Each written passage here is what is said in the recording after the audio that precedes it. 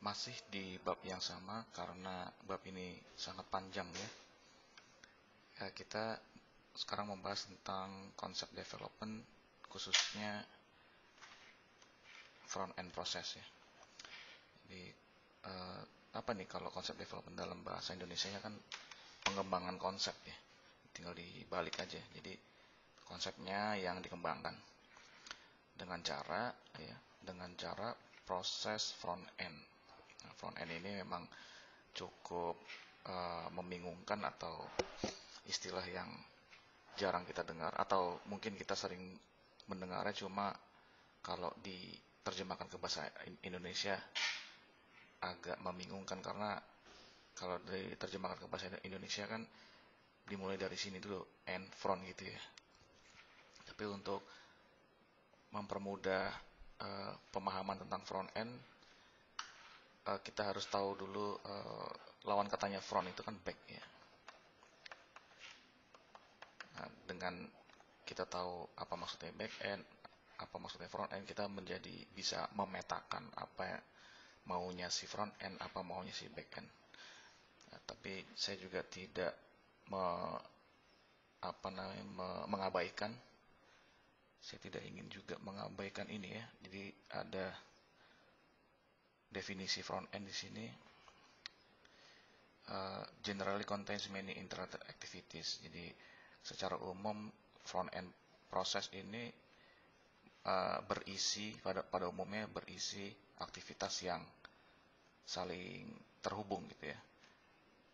Tapi saling terhubungnya bukan misalkan ini di bawah ya. Kan katanya di sini roughly action in exhibit 23, ini exhibit 23-nya interrelatednya itu satu arah gitu. Jadi bukannya terhubung seperti ini, bukan. Jadi one way atau bukan one way tapi one channel gitu ya. One channel itu artinya satu lajur aja gitu. Kalau seperti ini kan multi channel ya, kemana-mana. Itu apa definisi yang ada di buku ini. Sementara tadi yang saya katakan ada front end, ada back end, itu seperti ini ya. Kalau kita lihat di sini, ini ada tulisan front end, ini adalah tulisan back end. Ini istilah yang biasa dipakai dalam teknologi informasi ya, orang-orang IT. Front end itu berhubungan dengan klien. Kalau back end tidak secara langsung berhubungan dengan klien. Jadi back end ini untuk memproses di sini ya, memproses keinginan klien dengan mengikuti business logic, mengikuti peraturan-peraturan yang ada di business logic. Kalau misalkan di SIAKAT misalkan si mahasiswa ingin mengakses atau ingin mendaftar, nah, dia akan dilayani oleh web browser. Nanti web browsernya mengirim data ke web servernya yang mengatur, yang melayani keinginan si klien. Misalkan mau mengakses berapa nilainya, nah nanti di sini di business logic misalkan apakah Anda memang punya sudah memenuhi syarat untuk melihat nilai itu gitu. Apakah misalkan Anda sudah absennya sudah penuh misalkan di business logic ini. Nanti kalau misalkan ya sudah penuh, baru mengakses storage untuk mengambil nilainya, terus dibalikin lagi ke web browser agar si klien bisa melihat di web browser itu. Nah, maksudnya jadi intinya ini perbedaan antara front end dengan back end gitu ya. Nah, apakah ini sama dengan apa yang dikatakan oleh buku? Ya paling-paling saya melihatnya seperti ini. Di buku kan dijelaskan tadi katanya interrelated ya. Interrelated itu kira-kira ya saling berhubungan ya. Nah, kalau saya lihat di sini ya berhubungan satu arah, ke sini gitu ya. Paling persamaannya, cuma bedanya kalau di IT front end seperti ini, front end itu berhubungan dengan klien gitu. Nah, tinggal pertanyaannya apakah yang di buku itu juga berhubungan dengan klien. Nah, kita lihat nanti kalau ternyata lain ya kita coret saja ini emang tidak ada hubungan gitu ya. Ini saya coba angkat di sini karena paling sering ini dipakai ini. Ya, karena ke depan ini kan kita akan berhubungan secara intens dengan IT ya. Sangat intens. Jadi saya rasa ini malah lebih populer daripada istilah yang ada di buku Product Design and Development. Kalau kita lihat di exhibit ya, satu-satunya yang berhubungan dengan customer hanya ada di fase ini saja, identify customer need. Ya, meskipun nanti ada juga di fase kalau nggak salah sih fase ke sini ya. Ini juga akan mengundang user terutama untuk menguji prototype alpha atau beta ya. Ini kan yang sudah dijelaskan di atas ya mengenai tes produk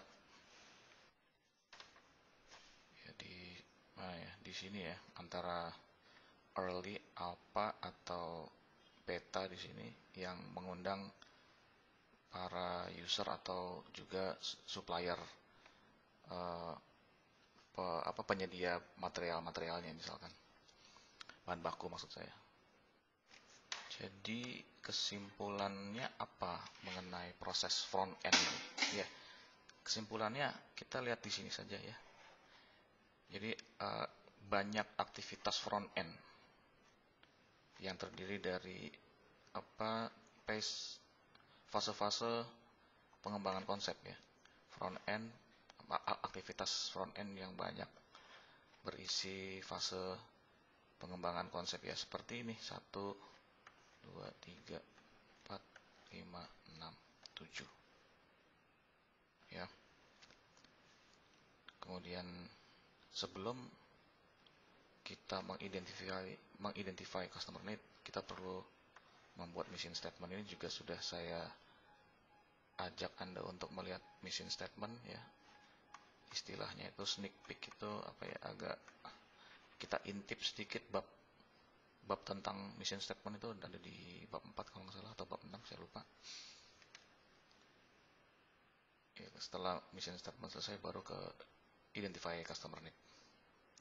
Jadi intinya apa? Front end itu apa? Kita sebut saja ciri-cirinya ya. Dia satu arah atau satu lajur, one channel, kemudian juga ada iteratif nih ya, iteration di sini, development iteration. Jadi ini maksudnya setelah kita selesai mengidentifikasi kebutuhan customer, kita coba lihat apakah jawaban-jawabannya sesuai dengan mission statement. Kalau sesuai, maju, go gitu. Kalau nggak sesuai, ya diulangin, cari lagi customer yang benar-benar paham, atau pertanyaannya diperbaiki dengan customer yang sama, karena mungkin ada yang nggak paham gitu sehingga jawabannya nggak ada hubungannya. Terus diulang gitu ya, diulang. Kemudian kalau berhasil, lanjut ke establish target specification. Apa itu establish target? Ini sudah saya jelaskan tapi di RPS PJBL ya. Jadi keinginannya si customer ini, misalkan saya ingin ringan ya, produk yang ringan. Nah, produk yang ringan ini harus didefinisikan atau dipastikan dengan cara menghadirkan misalkan 3 atau 4 produk pesaing. Kemudian si user mengangkat mengangkat si empat-empatnya, 3 atau 4 produk diangkat, mana yang paling ringan. Nah, kalau misalkan 3 atau 4 produk ini sulit untuk didapatkan, maka kita perlu pakai katalog. Ya, misalkan contoh di buku ini kan sepeda, nggak mungkin kita mendatangkan 4 sepeda, itu mahal banget. Atau minjem ya, bisa ya minjem, tapi kan ngerepotin ya. Kalau gitu katalognya aja kita lihat di katalog itu berapa kilogram gitu. Kalau user minta ringan, berarti kita cari yang paling ringan antara 3 produk dan 4 produk yang tadi kita hadirkan. Mana yang paling ringan, itulah yang menjadi target ya. Itu baru target, belum tentu tercapai. Nah, kenapa belum tentu tercapai? Ya karena kan nanti ini ada konsepnya seperti apa supaya bisa ringan ya. Terus kita pilih ya, select produk konsep yang menjadi juara. Maksudnya di sini kan generate konsep. Artinya kita membuat konsep yang banyak, bisa 10 konsep mungkin ya. Seandainya kita punya banyak pilihan gitu, kita membatasi minimal 5 konsep gitu. Oh, kalau minimal 5 berarti 10 boleh, misalkan seperti itu ya. Nah, di 10 konsep ini dicari yang nilainya, atau kan dilakukan ini ya, comparing ya, atau analisis,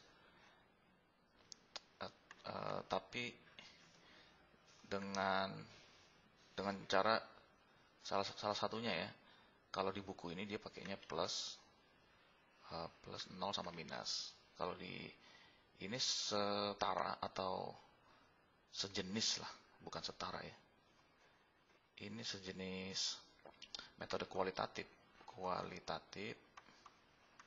Contohnya skala Likert. Skala Likert itu dari 1 sampai 5. Misalkan yang 5 sangat penting, yang ini 1 tidak penting, atau di tengah-tengahnya biasa-biasa saja misalkan. Atau sama saja gitu. Jadi misalkan konsep 1 dibandingkan dengan konsep 2. Jadi gini. 1 dibandingin ini ya, ini. Terus ini kriterianya. Kriteria untuk ringan. Kriteria untuk ringan ini, saya pindah dikit. Kriteria yang ringan ini untuk produk pertama dibandingin dengan produk kedua, gitu misalkan.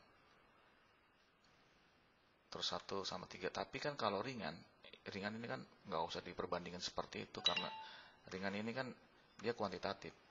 Kuantitatif itu ya langsung aja bisa di compare ya, dibandingkan dengan kriteria. Misalkan ada kriteria di bawahnya, namanya ini instill pride, jadi memancing kebanggaan misalkan. Ini gimana cara mengukurnya ya? Saya sangat bangga, itu ukurannya apa? Nah, oleh karena itu memakai 1:5. Nah, dan itu bisa dibandingin antara konsep 1 dengan konsep 2, konsep 1 dengan konsep 3, konsep 1:4, 1:5, 1:6, 1. Terus saja bandingin semua, nanti dapat berapa di sini, misalkan 3, berapa dan seterusnya ya. Nah, di situ nanti makanya kita pilih yang nilainya paling baik. Oke, kita tadi masih menjawab apa ya tadi, target ya. Ini kan baru target, belum tentu tercapai. Nah, karena apa? Karena kita belum pada intinya mana ini ya, pada intinya ini. Ketika menguji konsep ya, coba kita lihat apa isinya dari menguji konsep. Apakah dia mewujudkan konsep itu dalam skala 1:1 seperti prototype. Oke, baik, di sini adanya di chapter 9 ya, kita intip sedikit lah ya. Nggak apa-apa, daripada nanti nggak ada bayangannya. Oke, baik, ini adalah chapter 9, konsep testing. Step 1, mendefinisikan tujuan dari si pengujian konsep. Ya, saya jadi ingat ini, sebelum saya baca isi ini, saya teringat kepada istilah konsep ya. Kalau mau literally ya, konsep itu bukan apa, konsep itu tidak sama dengan prototype ya.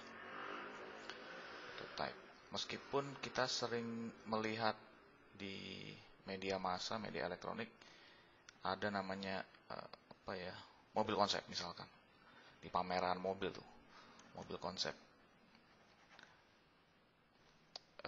Saya harus menegaskan di sini, kita harus apa ya, kembali kepada makna kata ya, makna kalimat. Konsep itu sebenarnya ya, kalau menurut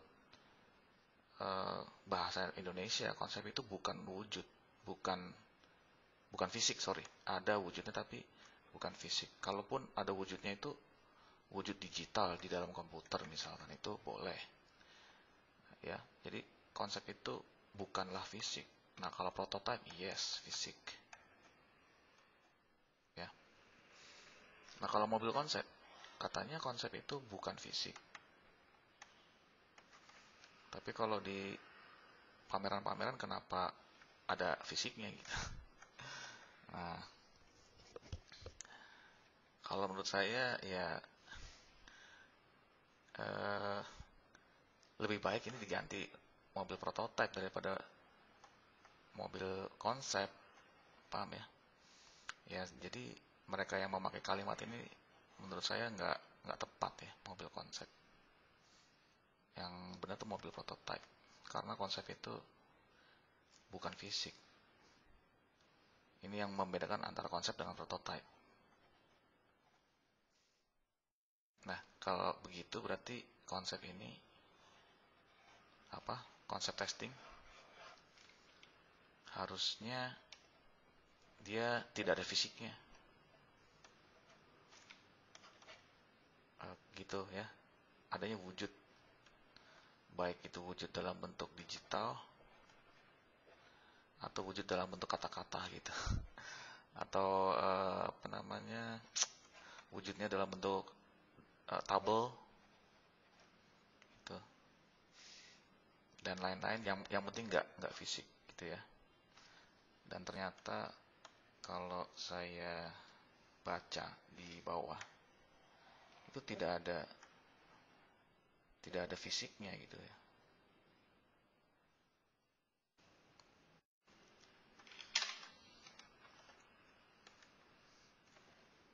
Jadi di sini ada ini, this step is closely analog. Closely ya, dekat dengan hampir sama gitu, hampir sama dengan defining the purpose. Ini kan defining the purpose of a concept test. Nah, kalau di chapter 14, defining the purpose in prototyping. Nah, berarti kalimat ini sangat apa? Justru memperkuat tentang apa yang saya jelaskan di sini, bahwa konsep itu bukanlah prototype. Tidak sama. Konsep itu tidak sama dengan prototype. Oke, terus lebih diperkuat lagi, the primary question. Jadi first step in concept testing we recommend. Jadi di langkah pertama ini bikin questions, pertanyaan-pertanyaan. Nah, contohnya seperti ini. Kemudian step kedua, pilih mana populasi yang akan kita tanya-tanya. Nah, Seharusnya kalau misalkan kita berpikiran bahwa konsep tes ini adalah prototype, ada wujudnya, ada fisiknya, ya maka di sini atau di sini harus ada bring atau carry. Maksudnya kita membawa-bawa si fisiknya itu, si prototipenya. Dibawa-bawa kemana? Dibawa-bawa ke ini, ke populasinya. Kita bawa prototipe yang kita bikin terus ke populasi, terus kita tanya, ini kita tanya-tanya, tapi ternyata enggak kan? Ternyata di sini nggak ada nyuruh-nyuruh bawa fisiknya, cuma disuruh bikin pertanyaan doang gitu ya. Oke, clear ya? Kita sementara meyakini seperti itu maksudnya. Oke, kita kembali ke bab 2.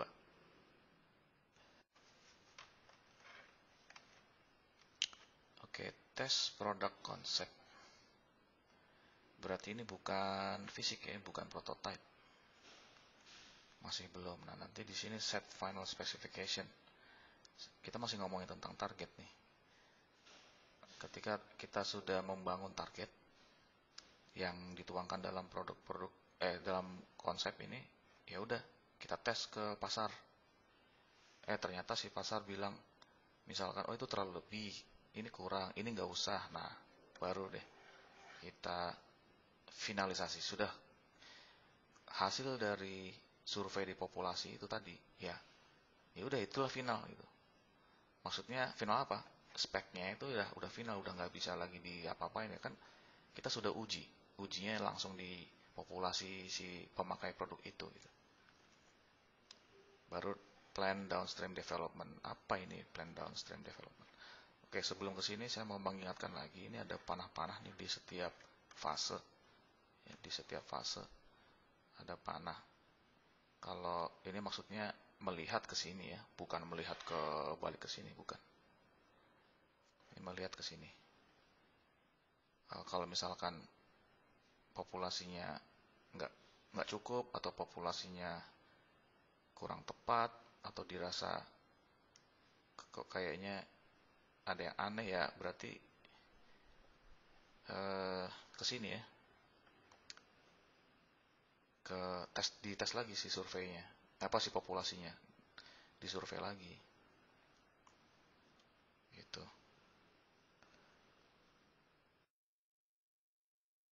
Kalau di textbooknya mengatakan bisa jadi pada saat proses pengembangan ada hal-hal yang baru, kayak misalkan ada teknologi yang muncul baru sehingga kita perlu menyesuaikan apakah kita akan melanjutkan proyek ini kalau ada teknologi yang lebih baru daripada yang kita pakai gitu. Atau ya kalau kita pertahankan ya sudah, mungkin kita unggulkan di bidang yang lain, misalkan kita punya apa purna jual pelayanan after sales yang bagus itu di bagian service misalkan, atau kita berikan banting harga misalkan. Yang penting proyek ini jangan sampai gagal karena sudah sampai fase tes produk konsep misalkan, sudah sampai tes produk konsep, dia ternyata ada teknologi baru gitu. Nah, tapi bisa juga itu di pending atau di cancel jika ada limit ya, ada limit. Ini jadinya masuk ke mata kuliah analisis keputusan ya, decision analysis.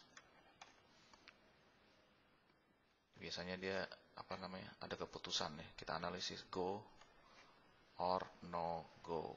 Nah, nanti di sini ada apa, kalau go ada kemungkinan ruginya berapa, kalau no go ya pasti rugi karena kan kita udah investasi misalkan $10.000 udah habis. Kalau no go ya habis gitu, $10.000 angus. Tapi kalau kita go ada kemungkinan ada probability misalkan 30% rugi berapa, $5.000 misalkan. Nah, ini masuknya ke sini nih kalau kita ingin memutuskan masalah ini ya, khususnya yang ada panah-panah kecil ini ya. At almost any stage, ada di hampir semua stage, new information may become available gitu. Jadi ada tersedia informasi baru ya mengenai tadi teknologi. Oh, ternyata ada teknologi baru. Nah, terus karena itu itulah apa yang menyebabkan tim menjadi step back, melihat ke belakang, mundur ke belakang untuk mengulangi earlier activity. Ini yang saya katakan bahwa ini bukannya ke sini, tapi earlier, berarti ke sini. Nah, tapi kalau misalkan, kalau yang saya tadi bilang ada teknologi baru gitu ya. Misalkan kita sedang mengembangkan disket ya, aduh, kamu tahu nggak ya disket? Kamu cari tahu sendiri ya. Disket. Kita mau mengembangkan disket yang tebal dan besar gitu. Ternyata pada saat kita sudah sampai sini muncul flash disk gitu. Barangnya kecil. Apakah kita step back gitu? Apakah kita step back to repeat kalau ada teknologi yang sangat revolusioner gitu? Maksudnya ini saya mau menambahkan paragraf ini gitu kepada si penulisnya kalau boleh gitu ya. Kalau ini kan new information, ini seolah informasi yang ringan gitu ya, yang dampaknya kecil terhadap pengembangan produk, terhadap proyek yang sedang dikerjakan. Ya, step back an earlier activity gitu. Ya, ini gampang mungkin penulisnya ingin memberikan pemahaman yang gampang-gampang dulu deh gitu ya. Oke, baik, kita lanjut. Apa yang dimaksud dengan ya, kita coba lihat plan downstream dengan development plan. Oke, sayangnya di sini tidak ada plan downstream ya, tapi adanya project planning, tapi dilihat dari istilahnya ya, terutama plan gitu ya. Tadi kan ada di atas itu ada development plan sama plan downstream, tapi intinya plan ini di sini. Entah ini salah tulis ya penulisnya ini, atau memang sengaja untuk dua-duanya dianggap menjadi project planning tadi ya, di atas.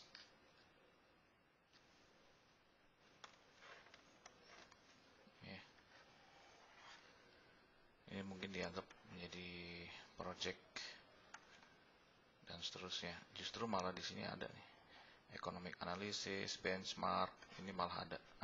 Akhirnya di sini prototipenya di sini nih. Oke. Dia lain daripada konsep.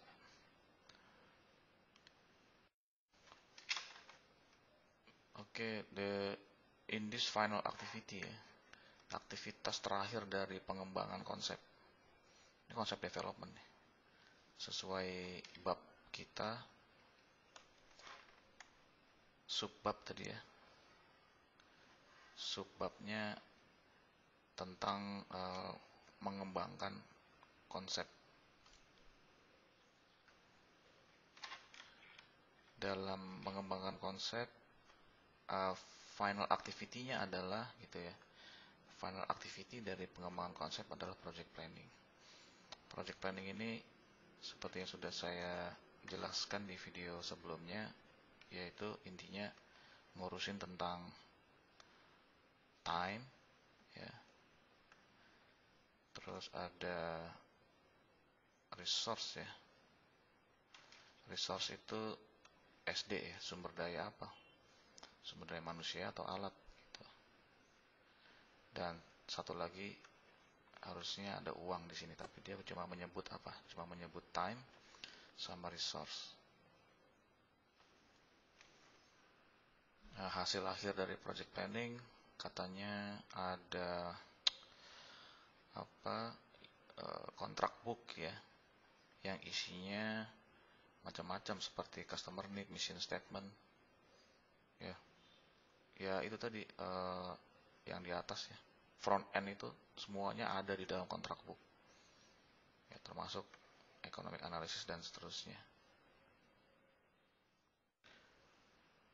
Kemudian economic analysis ini kalau kita lihat di sini ya, dia ini di sepanjang ya, di sepanjang fase ini dia melakukan perform analisa ekonomi. Analisis ekonomi itu adanya di mata kuliah ekonomi teknik, dan itu dibandingkan dengan bunga interest ya. Kemudian juga laju pertumbuhan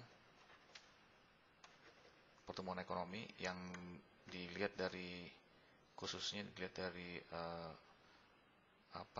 kekuatan belanja itu apa ya? Power buy ya. Kekuatan atau laju kredit. Nah, laju kredit ini paling gampang bisa dilihat di penggunaan kartu kredit atau juga di bank. Ada orang yang bank yang mencatatkan bahwa orang ini utang 10 juta, mengajukan utang 20 juta dan 50 juta gitu. Semakin banyak orang yang mengajukan pinjaman atau kredit di bank atau kartu kredit ya, yang terkoneksi dengan BI, Bank Indonesia, maka semakin banyak orang mengajukan kredit, berarti laju pertumbuhannya naik. Berarti ada harapan itu, wah orang bisa minjem duit, berarti dia punya jaminan bagus, dan kemudian pinjaman itu untuk baik konsumsi atau untuk usaha, nanti usahanya bisa menghasilkan untuk membayar hutang-hutangnya. Itu kan berarti pertumbuhan ekonomi. Berarti ada aktivitas ekonomi dimulai dari minjem duit, itu paling gampang di situ. Nah, kalau laju pertumbuhan sedang turun kayak di pandemi ini, akan susah untuk jualan ya. Jual mobil susah, dibanting harga pun belum tentu laku karena pandemi. Jarang orang yang mengajukan kredit baru gitu ya, dan juga pembayaran hutangnya juga ada yang macet, ada yang tertunda. Itu jadi laju pertumbuhan ini yang menjadi pertimbangan apakah akan kita lanjutkan ini di setiap fase. Di setiap fase terus ini harus melakukan ini, menguntungkan nggak atau kita pending dulu gitu. Nah, yang bahaya kalau biaya ini dari hutang ya. Kalau kita pending, bayar hutangnya kapan gitu ya. Kemudian benchmarking ini hanya tadi sudah saya jelaskan, ini perbandingan ya. Jadi kita banding-bandingkan dengan produk pesaing gitu. Bagaimana posisi kita terhadap produk pesaing. Intinya itu positioning ya. Kemudian modeling and prototyping.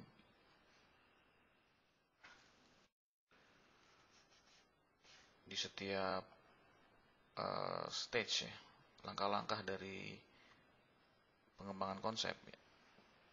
Yang tadi mulai dari identify sampai apa tadi ya, plan ya, plan downstream.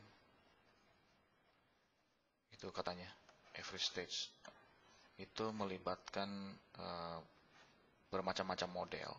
Model itu kan tidak harus, lagi-lagi tadi ya, tidak harus wujud, tidak harus fisik, Kalau wujud ya pasti, tapi wujudnya macam-macam. Ada yang wujud matematik gitu, model matematik bisa, terus model digital, wujud digital, dan seterusnya. Kalau prototype udah pasti fisik, dan prototype itu rasanya nggak lazim kalau di fase identifikasi customer need, C class need aja lah ya. Tidak lazim kalau di sini prototype. Jadi gimana kesimpulan dari bab apa, subbab ya, subbab konsep development? Sebenarnya kesimpulannya ada di sini, di exhibit ini. Kalau kita mau mengembangkan konsep, lakukanlah ini gitu, intinya ini. Kita harus melakukan ini kalau mau benar-benar mengembangkan konsep. Ya meskipun mungkin di dalamnya ada yang kurang lengkap tadi yang saya jelaskan di sini. Bagaimana kalau nanti ada teknologi revolusioner, apakah kita repeat an earlier activity atau repeat from the start? Ya, meskipun nggak lengkap, tetap ini berlaku gitu. Ini tetap berlaku.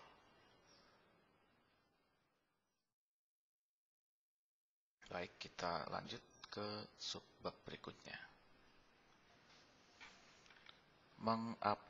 Mengadaptasi gitu ya.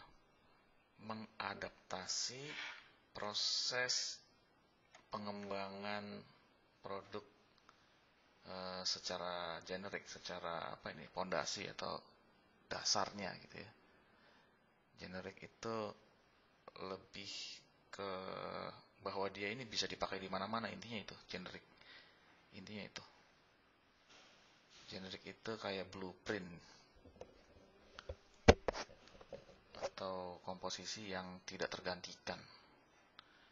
Jadi kita subbab ini tentang mengadaptasi proses yang generik, proses pengembangan yang generik.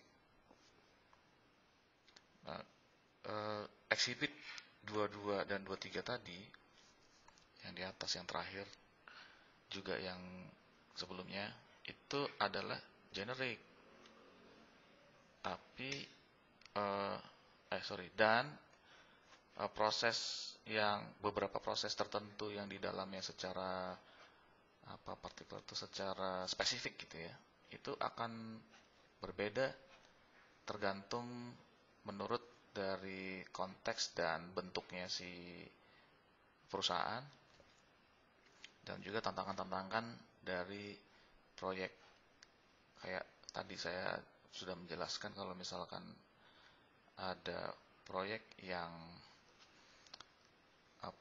sedang berjalan terus menemui tantangan gitu ya. Wah, kita ada pada saat tahap ini kok ada teknologi yang muncul nih gitu ya. Kita harus bagaimana partikularnya proses. Apakah kita setback an earlier activities atau setback to where we start.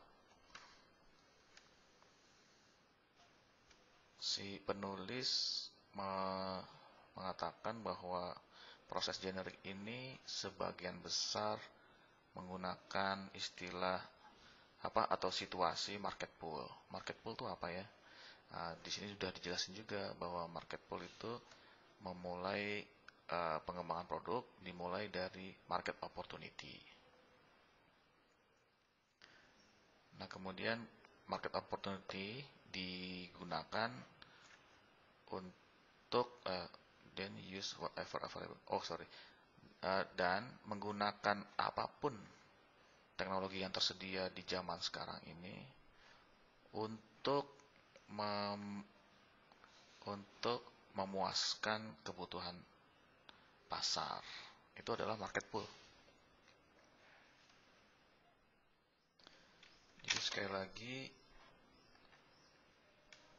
penulis menekankan ini ya, bagaimana sih kita cara mengadaptasi generik. Ternyata tidak harus market pool, maksudnya gitu. Maksudnya si penulis bahwa proses development produk, proses pengembangan produk ya secara generik itu tidak harus market pull ya. Terus apa? Nah, ini teknologi push. Berarti dilihat dari katanya aja kita memaksa suatu teknologi ke dalam market gitu. Oke, kalau di market pull ini mana tadi ya? Ini ya, market opportunity atau market need. Ngelihat dulu market opportunity-nya seperti apa. Itu kalau market pull. Kalau teknologi push itu nggak melihat. Dia nggak peduli market opportunity. Yang penting teknologi ini ditemukan berguna, misalkan di dalam penelitian. Oh, ini ternyata nih si teflon ya, ternyata teflon ini dia bisa menahan panas dan tidak rusak. Dia ikut panas, tapi tidak rusak gitu. Dan tidak menguap, tidak mengotori makanan. Misalkan teflon kan biasanya dipakai buat wajan ya. Tidak ikut meracuni si makanan gitu. Udah dites gitu. Ya udah, diiklanin lah gitu. Terserah market butuh atau enggak. Yang penting teknologi ini kita sebar atau kita perkenalkan di market. Jadi ini teknologi udah ada dulu gitu. Sementara kalau market pull tadi ini belakangan nih, teknologinya belakangan. Yang penting keinginannya dulu apa, baru kita wujudkan keinginannya dengan teknologi yang tersedia di zaman ini. Oke, itu secara singkat aja ya untuk subbab ini. Saya menjelaskannya tidak terlalu detail. Saya harap Anda bisa membacanya sendiri ya. Saya akan membahas ini aja ya, summarize. Jadi langsung dirangkum di dalam exhibit 24. Oke, ini adalah exhibit 24 ya. Terus tadi yang saya jelaskan, coba di sini ya. Jadi yang saya jelaskan ini, jadi dimulai dari teknologi ya. Teflonnya dibikin dulu, baru cari pasarnya gitu. Distinct feature itu fitur-fitur yang membedakannya apa. Jadi dia matching ya, mencocok-cocokkan antara teknologi dengan market. Ya sama kayak ini sih. Teknologinya dulu dibikin, terus cari matchingnya dengan marketnya apa. Nah, kalau ini kan dibalik ya. Mungkin kalimatnya ya sama-sama matching ya, sama. Tapi di kalimat marketnya ini yang duluan, matching market and teknologi. Jadi dibalik, market dulu baru teknologi. Kalau yang ini teknologi dulu baru market. Harusnya sih seperti itu ya. Kalau saya melihat dari definisinya, lebih cocok seperti itu. Oke, ini apa ya? Ini yang tadi teflon ya. Oh, ini apa nih? Tyvek envelopes, surat ya, atau envelope itu kan kurang lebih ya seperti ini ya. Amplop, bukan surat, amplop. Ya silakan Anda baca sendiri di atas untuk melengkapinya. Yang penting kalau mau singkat ya paling enak tuh di sini. Exhibit 24 lah paling enak ya.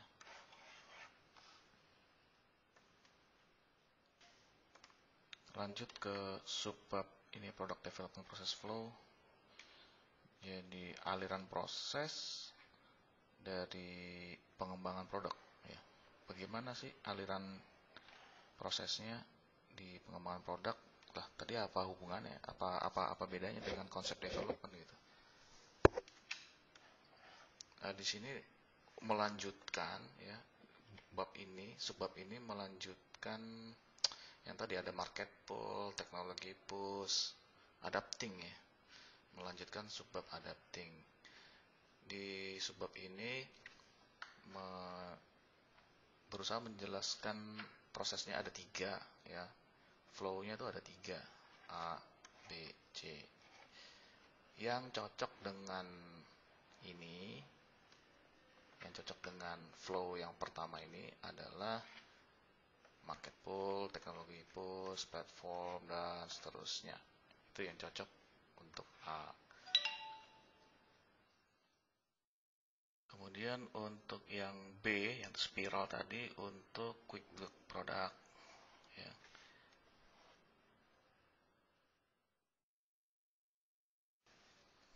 Kita lihat di exhibit 24 di sini, quick build product itu contohnya seperti ini. Kemudian aliran yang C, complex system development, ini cocok untuk kita lihat di exhibit 24 ya. Ya, aliran complex system ya untuk kompleks produk. Kompleks produk itu contohnya ini, airplane, jet engine, atau roket ya.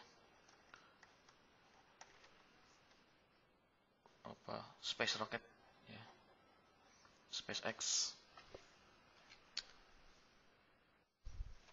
Lanjut ke subbab berikutnya tentang proses pengembangan produk-produknya si Taiko ya. Dia ini pakai apa setelah kita tahu jenis-jenis adapting the generic product development process. Si Taiko ini pakainya apa? Di kalimat pertamanya sudah jelas ya. Utamanya a market pull enterprise. Jadi apa ciri-cirinya? Dia market opportunity dulu, dia terjun ke pasar, cari-cari informasi, baru dia pelajari teknologinya. Untuk apa mempelajari teknologi? Ya untuk memenuhi kebutuhannya pasar.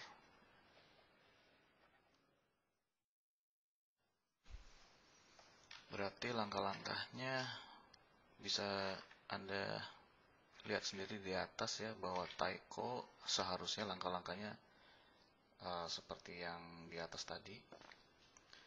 Tapi si penulis menceritakan bahwa Taiko tidak seperti itu. Ya. Ya, yang Taiko lakukan adalah seperti ini. Konsep definition, feasibility.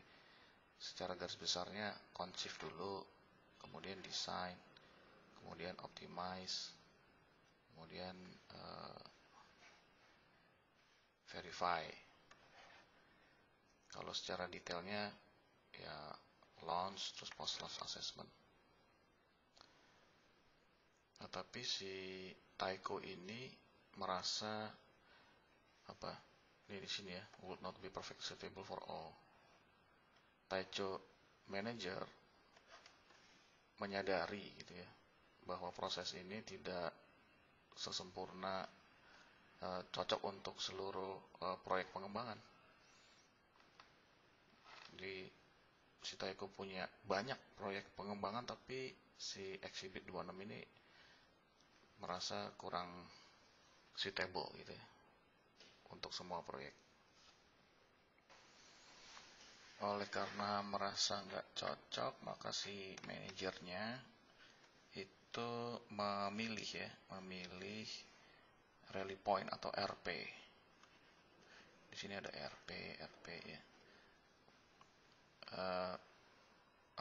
Memilih RP, proses RP jika dibutuhkan ya, sesuai kebutuhan.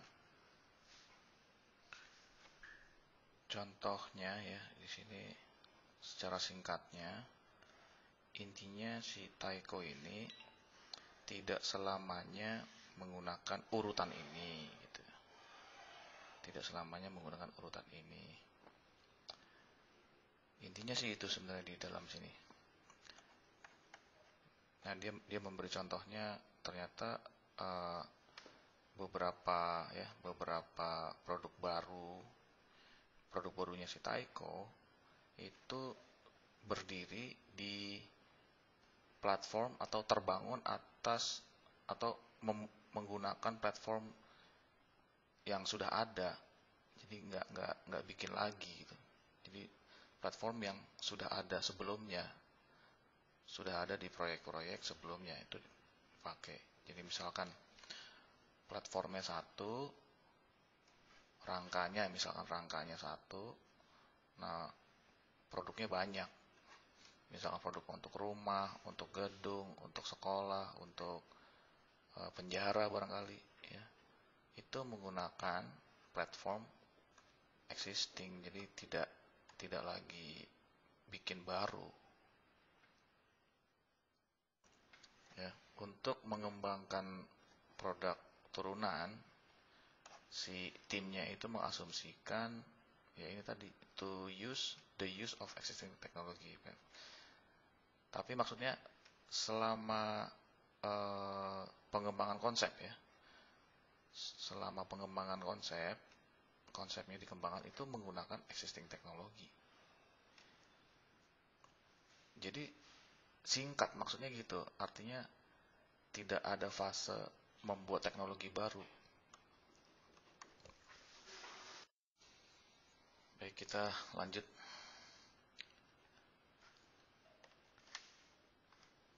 Selanjutnya adalah bagian kedua dari bab 2 ini ya. Bagian keduanya adalah product development organisasi. Nah, bagian pertamanya apa? Tadi adalah kita lihat di sini. Nah, bagian pertamanya adalah development process. Ini bagian pertama ya. Sekarang kita ke bagian organisasinya, seperti apa cara membentuknya. Singkat ceritanya, penulis menawarkan beberapa bentuk ya, beberapa tipe ya, several types of organization use yang digunakan dalam pengembangan produk ya. Beberapa types.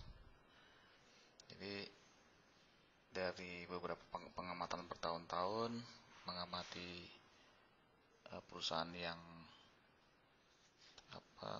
sukses gitu ya. Tipe-tipe organisasinya seperti apa gitu. Ya di sini ya saya rasa penulis membuat istilah ya yang sudah ada bertahun-tahun yang lalu, tapi si penulis kelihatannya membuat istilah namanya reporting relationship ya. Kalau kita lihat kan di sini klasik ya, di sini classic notion of supervisor and subordinate. Jadi ada atasan sama bawahan itu. Ini adalah formal. Ya, classic notion. And most frequently shown. Ya di sini juga seperti itu di kampus ini. Atasan dan bawahan. Oke, kemudian organisasi yang terhubung karena sama-sama di bidang yang sama. Contohnya ini financial arrangement ya. Individuals are linked by being part of the same financial entity. Ini misalkan McD ya.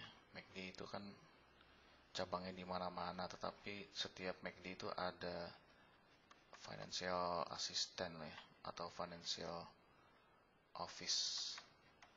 Nah, di McD pusat gitu ya, kantor McD pusat,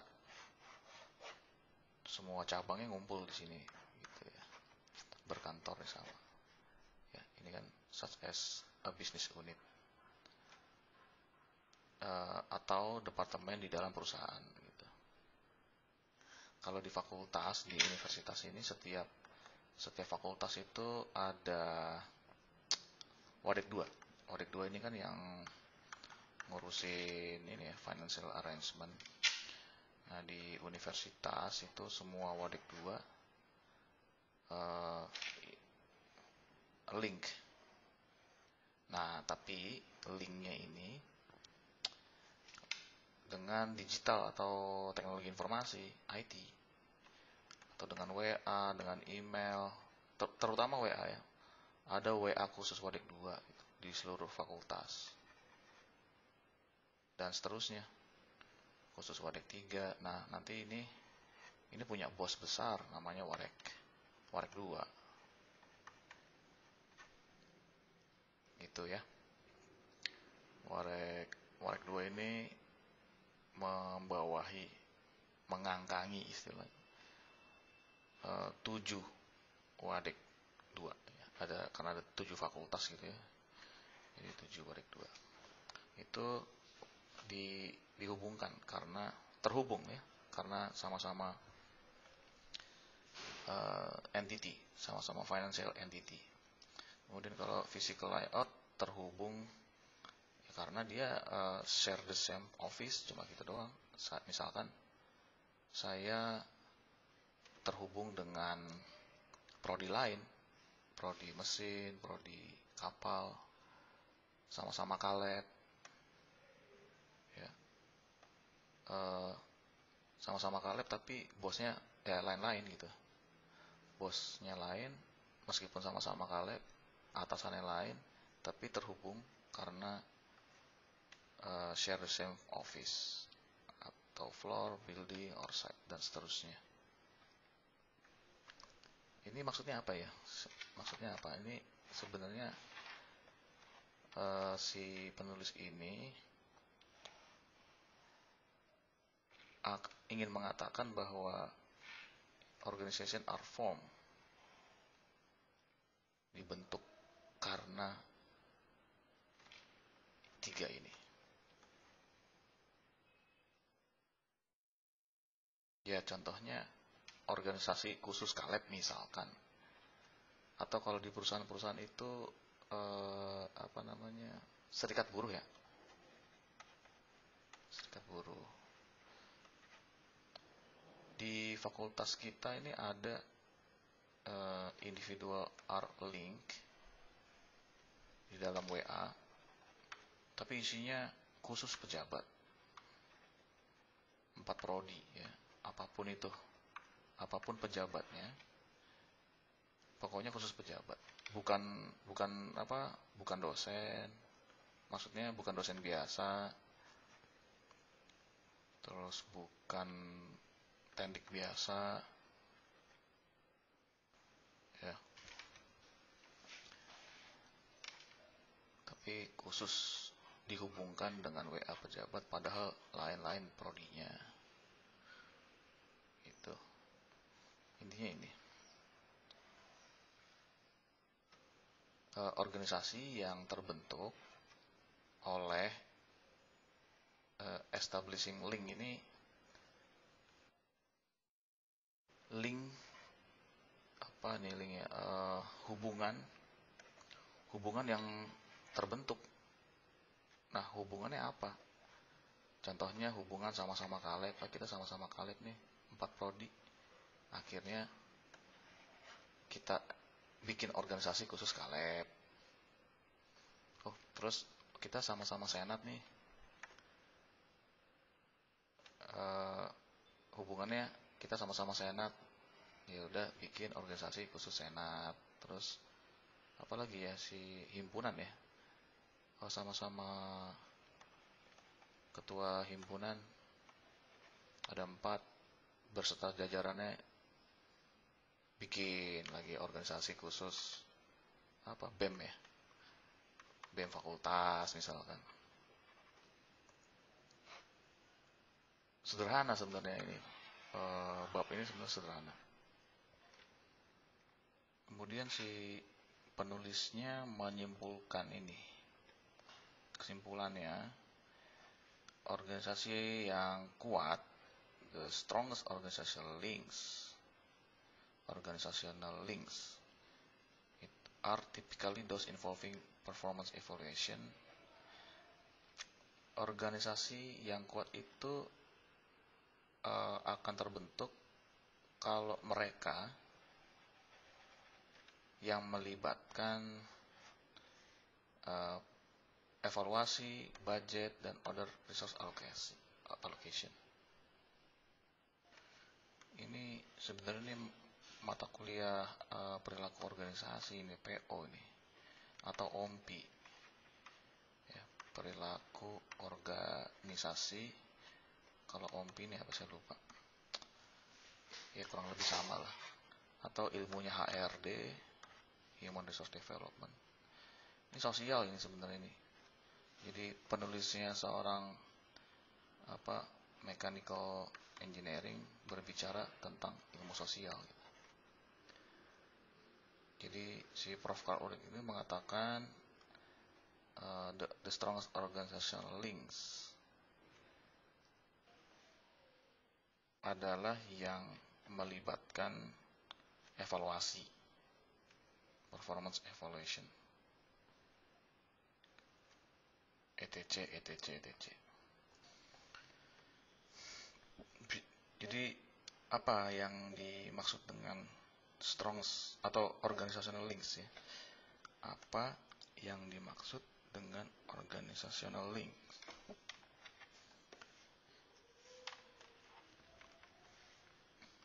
Kalau linknya dicopot, dihapuskan, the strongest organizations harusnya seperti ini ya, the strongest organizations. Maksudnya berarti organisasi yang paling kuat ya. Nah tapi karena bukan itu yang dibicarakan, tapi yang dibicarakan adalah linksnya. Apa tuh maksudnya itu? Jadinya begini kan, organizational links. Jadi hubungan kuat. Nah hubungan kuatnya itu dalam bentuk organisasi maksudnya. Ya, kalau ini di lain kan the strongest links kan, hubungan yang kuat, tapi karena ada si organisasionalnya, jadi dia ya hubungan kuat dalam hal organisasi. Nah berarti maksudnya organisasi itu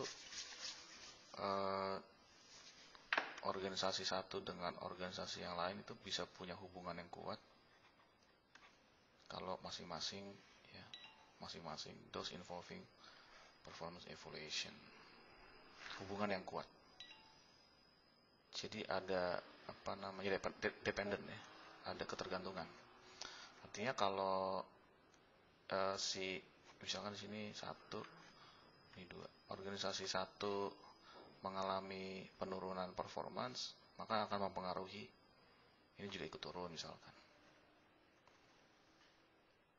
Ya, itu kalau melakukan involving performance evaluation gitu. Tapi kalau ini melakukan performance tapi ini nggak melakukan, jadi hubungannya, linksnya ini nggak kuat gitu. Ini turun, ini malah naik gitu ya. Berarti nggak ada hubungannya gitu. Atau adapun kalau ada hubungan berarti hubungan terbalik. Nah, yang diinginkan si penulisnya seperti apa? Ya, jika kita mengacu pada kalimat di sini, khususnya ada kata kuncinya link by gitu ya, link by, terus link by lagi. Nah, terus the strongest organization links, adanya hubungan keterikatan yang kuat secara organisasi kalau melakukan performance. Jadi ini tafsiran yang kedua ya. Kalau tafsiran yang pertama kan ini tafsiran pertama. Nah, tafsiran yang keduanya, kalau melihat dari kalimat ini, maksudnya kalau sama-sama ya, sama-sama melakukan ini, misalkan individual di tempat lain, individual organisasi pertama, individual organisasi kedua, jika individual ini melakukan melibatkan performance evaluation, budget, and other resource allocations di organisasi satu sama organisasi kedua, itu ada resource allocation, maka itu akan menjadi the strongest.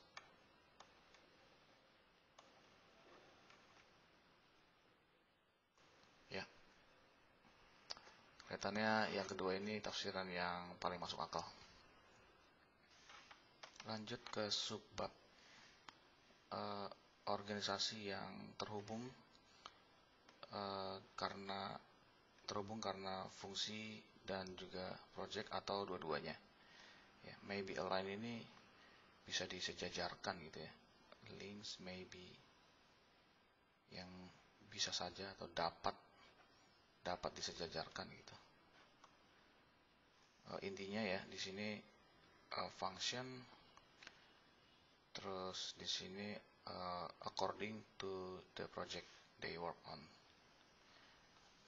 Jadi si function ini contohnya ya, paling gampang tuh ngeliat dari contohnya.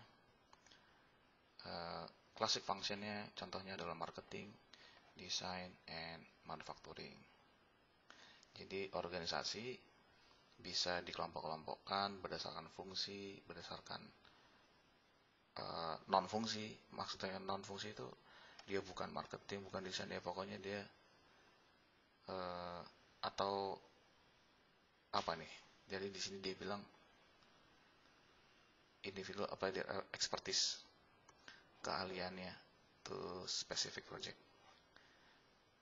Ya mungkin expertise-nya di bagian market boleh lah gitu ya.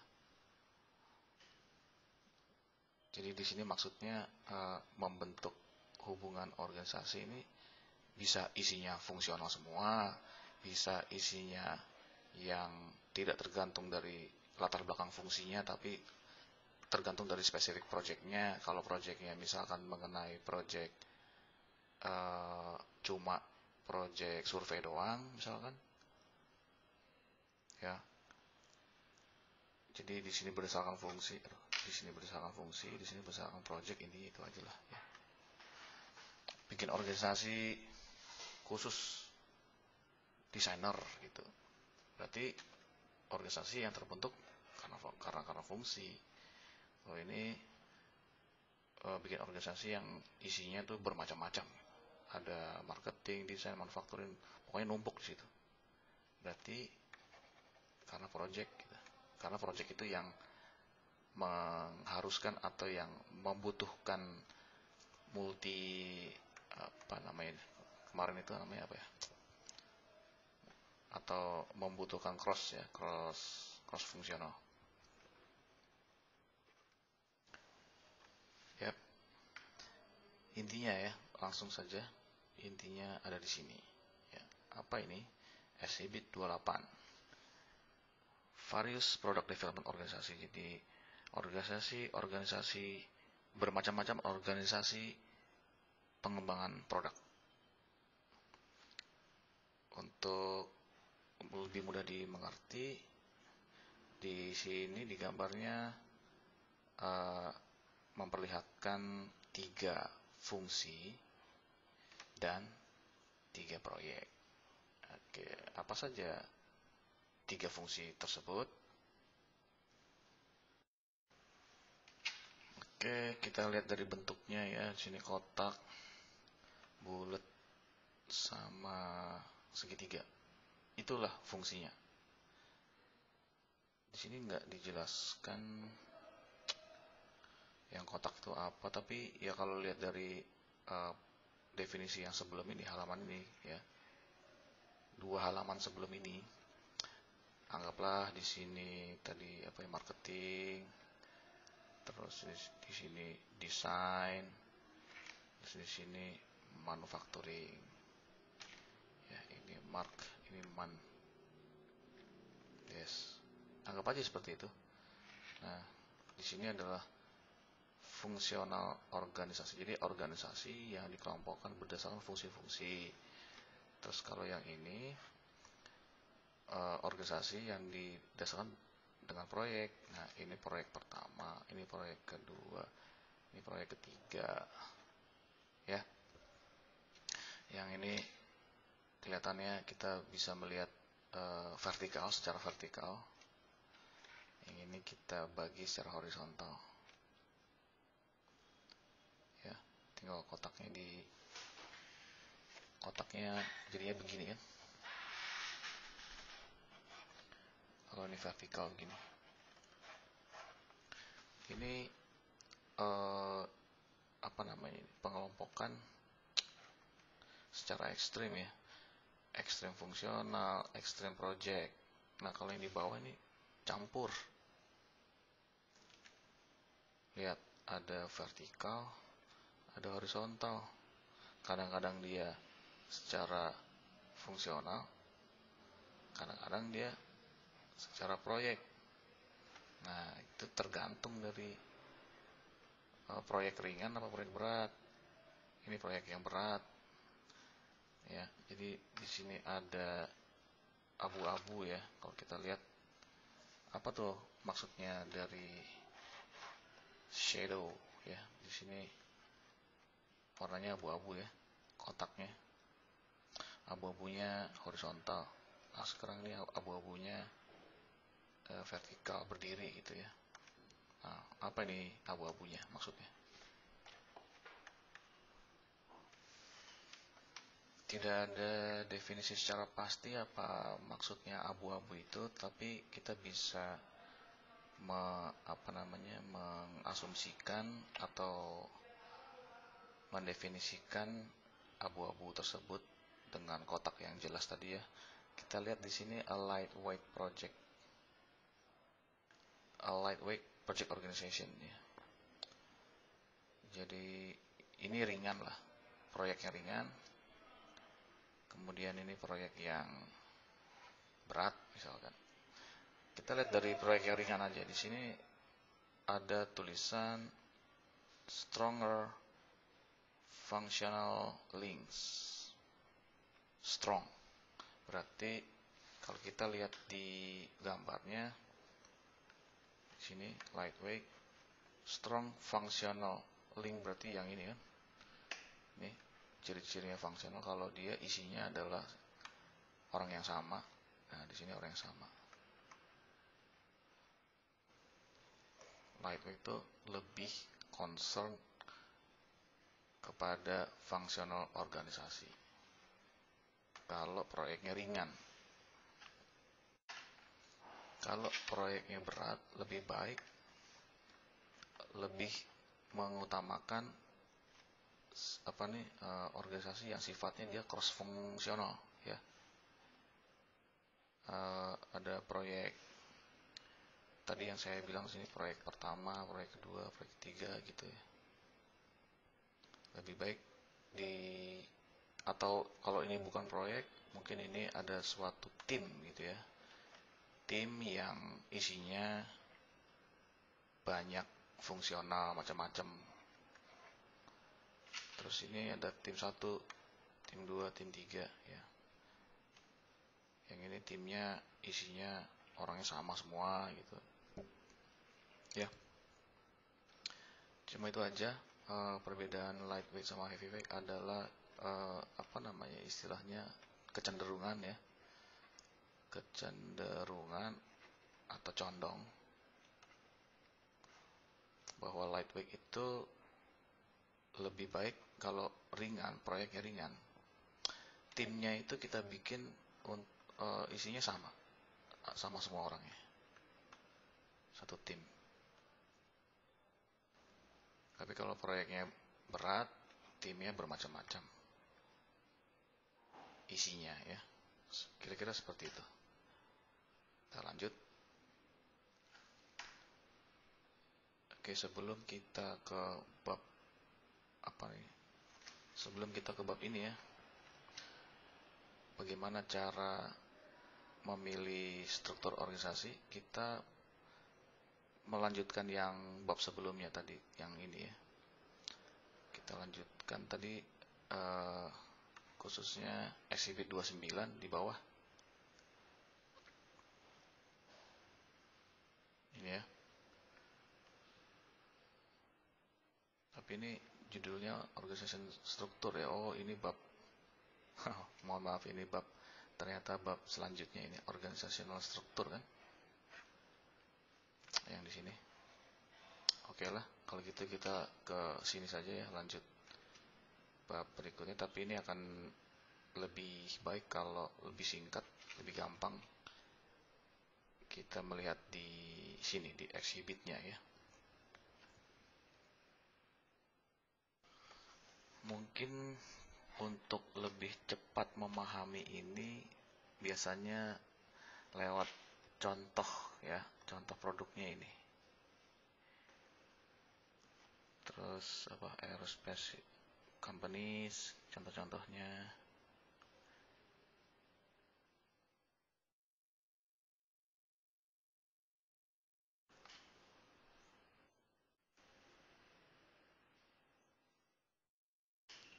Gitu ya. Kalau produknya semacam ini, maka lebih cocoknya pakai ini gitu ya.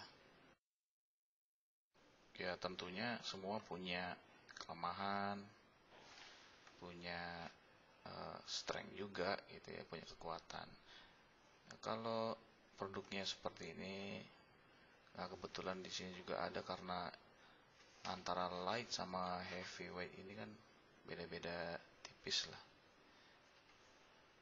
Nah, jadi ini bisa saja apa, skala kecil ya, aerospace skala kecil kan ada tuh di Australia itu, Rocket Lab.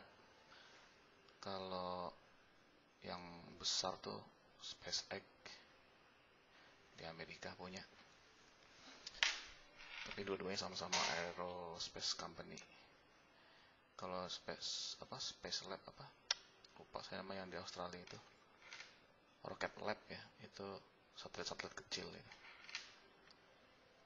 Kalau ini satelit besar. Dan banyak pilihan boosternya juga banyak pilihan. Oke, itu yang mungkin membedakan antara lightweight sama heavyweight project organisasi. Terus contoh selanjutnya project organisasi ini lebih cocok kalau produknya startup companies. Ya mungkin dari sini ya, dari contoh-contoh produk ini saya harapkan Anda bisa membayangkan ini. Ya, bearing ini kan cuma pelor gini doang ya. Ada pelor gini. Ini memang apa, spesifik banget ini. Spesifik banget untuk membuat pelor ini bearing dibandingin untuk membuat aerospace. Tentunya fungsionalnya itu lebih banyak di sini daripada di sini. Gitu. Jadi maksudnya fokus aja gitu. Karena dia kan cuma produk yang nggak rumit gitu. Jadi fokus aja semuanya itu sama. Satu tim itu isinya misalkan teknik mesin semua gitu. Atau metalurgi. Orang-orang metalurgi semua untuk membuat ini. Kan kecil. Nah, tapi kalau untuk membuat aerospace nggak bisa cuma metalurgi doang, nggak bisa cuma mesin doang ya, ada juga tadi apa, ada orang-orang desain. Mungkin aerospace roket itu kan desainnya nggak begitu rumit, yang rumit itu di dalamnya, dapurnya. Nah, dapurnya ini ya ada teknik mesin, kimia, elektro, metalurgi, ya. Nah, tinggal ini mau modelnya begini, satu tim itu isinya banyak, atau satu tim isinya mesin semua, kimia semua, gitu. Untuk mengerjakan mesin roket ini rasanya nggak mungkin kalau mesin semua ya, karena mesin roket itu kan juga mengandung bahan bakarnya. Bikin mesin tapi nggak bisa menghandle bahan bakar korosif gitu, korosif banget nih bahan bakar.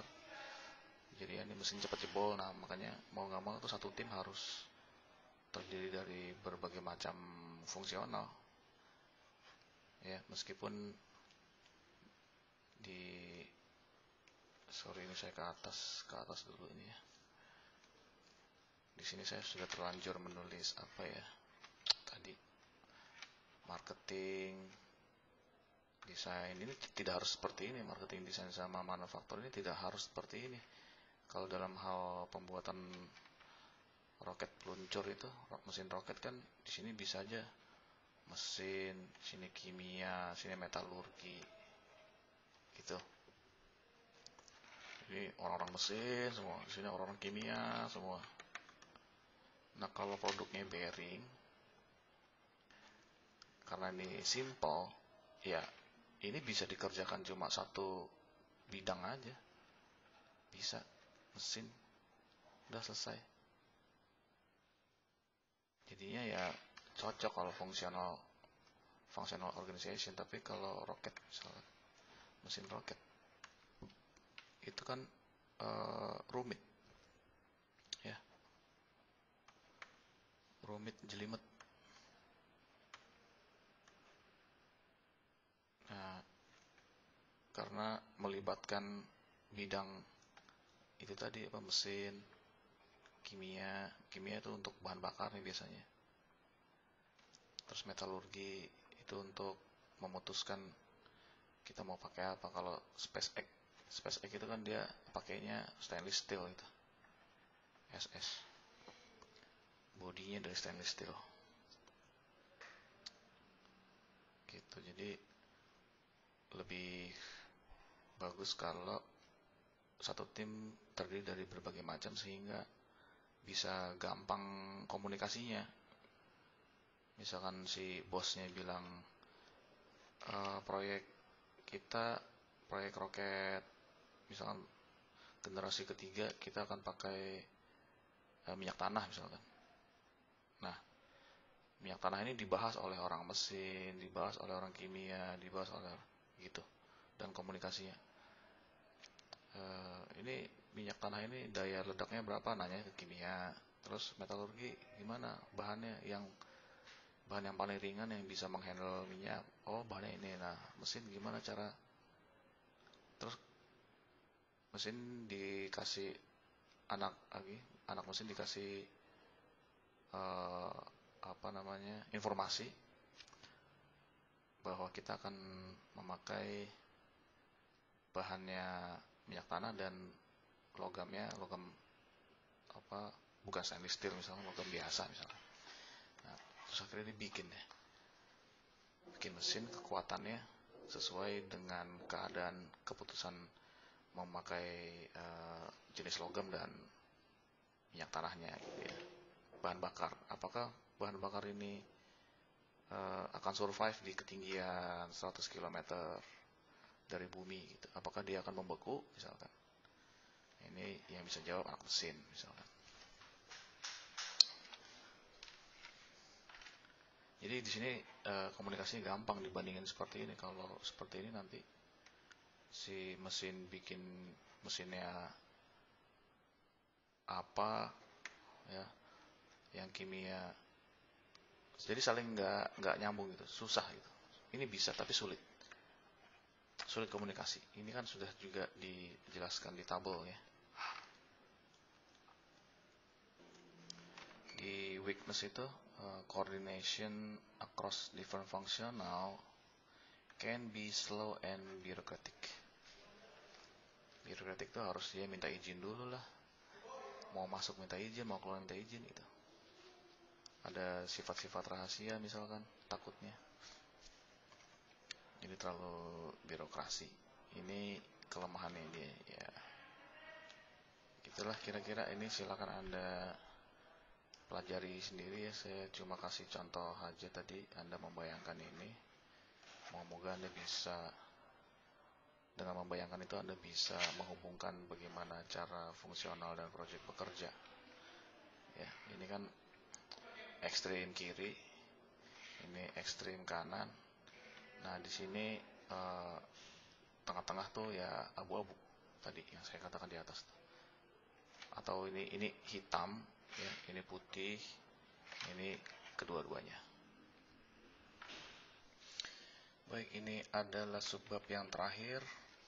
Sebelum bab 2 ini berakhir, ini penulis kembali kepada studi kasus The Tyco, ya, perusahaan alarm. Bagaimana organisasi yang digunakan oleh Tyco. Nah, di sini di awal-awalnya Tyco melibatkan engineering, manufacturing, marketing, sales, dan seterusnya, semuanya ada di sini. Kalau Anda mau lihat Tyco ini pakai apa, lihatnya di sini. Terus Tyco ini produknya macamnya apa, nah, lihatnya di sebelumnya ya. Di awal ya, kalau mau tahu Tyco produknya apa ya, contohnya ini wireless security. Ya, jadi maksudnya dengan membayangkan produknya, terus membayangkan pecah belahnya, fitur-fitur di dalamnya, sehingga harapan saya Anda bisa menyocokkan apa yang tertulis di sini ya. Ya, khususnya di sinilah intinya. Kemudian setiap fungsi-fungsinya memiliki manajer. Ini kan ada di gambar di atas, coba ya. Jadi punya manajer yang melaporkan ke general manager of the division. Ya, seperti di atas. Oke, berdasarkan tadi penjelasan penulis, Tyco menggunakan ini. Nah, terus si manajer, setiap manajer di fungsi-fungsinya melapor ke general manager. Namun di sisi lain, atau khususnya di proyek pengembangan produk, itu dipimpin oleh project manager ya. Nah, kalau yang tadi setiap fungsi dipimpin oleh manajer yang melapor ke general manager. Tapi kalau proyek pengembangan produknya, proyek pengembangannya, itu dipimpin oleh project manager, yang mana with the resource for each product. Nah, yang mana setiap project, misalkan ada project A, project B, project C, itu diambil ya, drawn from the functional areas yang tadi sini gitu. Ada project, jadi ya bermacam-macam gitu, bermacam-macam fungsi di dalam satu project itu ya. Product development yang ada di Tyco pada umumnya atau utamanya adalah tradisional ini. Jadi sama ya tadi.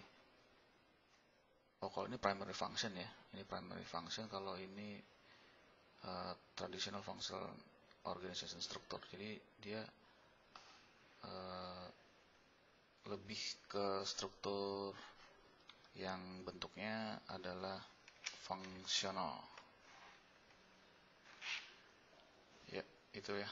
Ini intinya di sini ya. Jadi organisasinya seperti apa nih? Mana tadi ya? Oke, intinya di sini. Oke, silakan selanjutnya Anda bisa membacanya dengan lebih carefully ya. Pelan-pelan bacanya